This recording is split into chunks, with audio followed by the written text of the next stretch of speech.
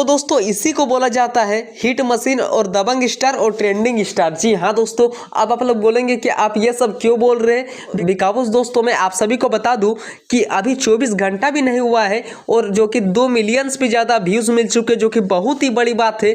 जो कि song title की बात करें तो टेढ़े मेढ़े करके टाइटल का नाम है। आई होप ये टाइटल आप सभी को थोड़ा फनी वाला लग रहा होगा, बट इसी तरह करके नाम है।